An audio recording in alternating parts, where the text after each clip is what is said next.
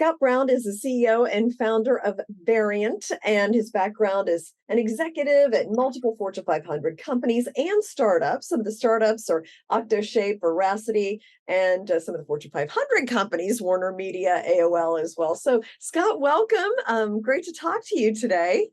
Thank you. Yeah, I appreciate the opportunity. So, what is VRYNT? Well, VRYNT is a community-based fan engagement platform, basically. So we're really trying to reimagine and recreate what it means for influencers, celebrities, and brands to engage with their audience and create new, compelling opportunities for them.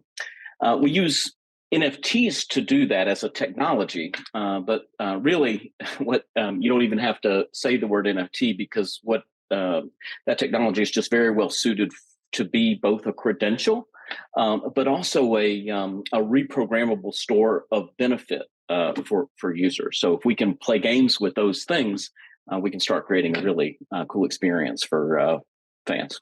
So are you talking sports fans or fans of all kinds of things?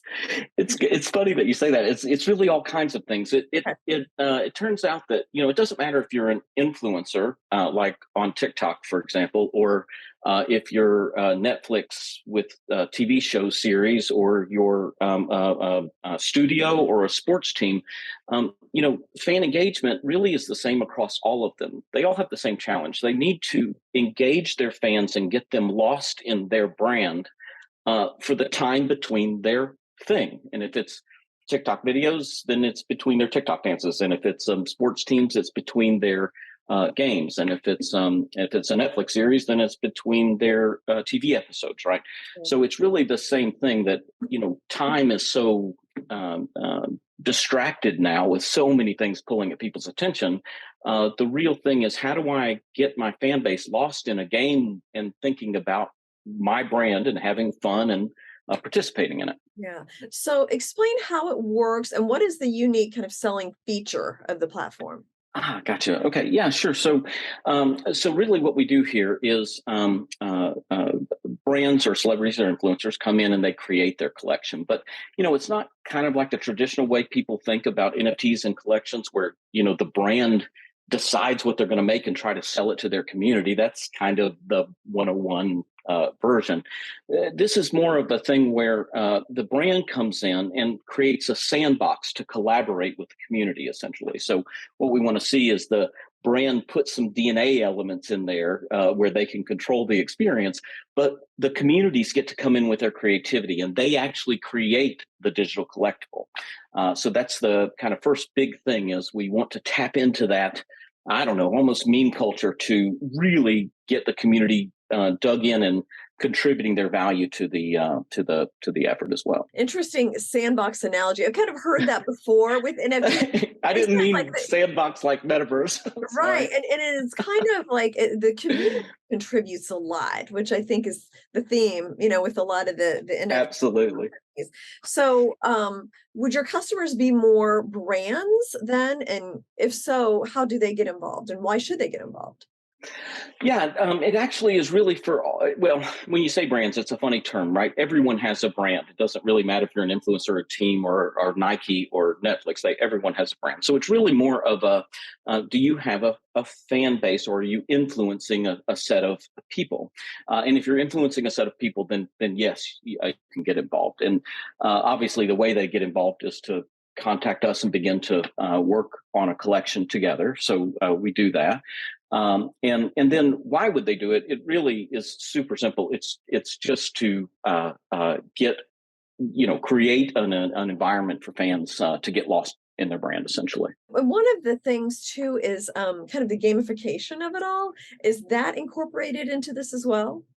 It is, in order to kind of get them lost in it, there's several layers of gamification. So that's really kind of one of the biggest things about our platform is, from the moment that the user gets involved, they get to begin playing the game. So you can imagine that a brand would invite their fan base in to come basically play a game with them. And there's some pinned up demand to that, of course. But then we've given the brands the ability to gamify the pricing structure and things like that. So they have full decentralized control over their pricing, which would be a little different than to something like a YouTuber or whatnot. And then the community comes in and they purchase component packs. Think Pokemon cards. So again, it's kind of the next level of the game where they get to decide to hold on to their closed, pristine pack, or they can get the immediate satisfaction of opening it up right away and seeing what's inside and beginning to, structure and arrange it in a way that's lets them, get creative, basically. And then how easy is it for people who are not familiar with crypto to use to either have an NFT or a brand that maybe they're just first experimenting in the crypto world? Yeah, this was the biggest challenge, to be honest with you, and it's the ultimate thing. I mean, we really need to build this platform so it serves both people that are very crypto savvy, of course, that are interested in NFTs today. So I think what you'll see is when you come onto the platform, you don't need to know anything other than I'm coming to play a game with my brand. I'm coming to get interact with my brand. The login is incredibly simple with kind of your normal Google single sign-on type of situation or normal social sign-on. And then you can participate easily with a credit card. You can, everything is you don't really need to know anything about crypto to be involved in the platform. So we've tried to spend a lot of time to make that Yeah. super simple. Yeah. I think you're right. That's a barrier. I think a lot of people are like, oh, do I have to, have a big keyword that I have to remember and all this? That's the phrase, yeah. Yeah. Oh my goodness. Do you have any upcoming collections? Yeah, we got several. So next month, what you'll see in November, we'll be launching Jasmine Lucero. She's a music artist, really, really fun. She's great. You can check her out on TikTok and just search for Jasmine Lucero. But anyway, she has a really, really fun collection, allowing her fans to participate with her. And then we've got another cool one called the Cyber Sports League. It's kind of a cyborg fantasy sports league where the actual robots are decentralized, so the fans own the robot and build it themselves, and then there's all sorts of cool features and whatnot, and games that will be coming afterwards that the robots can play and whatnot. So it's going to be a really fun one. It sounds like fun. And there's also kind of a gig economy aspect. That's Yeah. So the important thing here is that we're also trying to imagine what a consumer is. Consumers today don't just want to buy something. They want validation. They want to be a part of. They want to they want to participate in the success of the collection, basically. So if you think of the gig economy, that is really something more like Uber, Travis Kalanick's company, where somebody needs a side hustle and they can go do something in their off hours to do that. That's really the gig economy, where I can have multiple side hustles. But what VRYNT is really about is addressing the passion economy. If you look at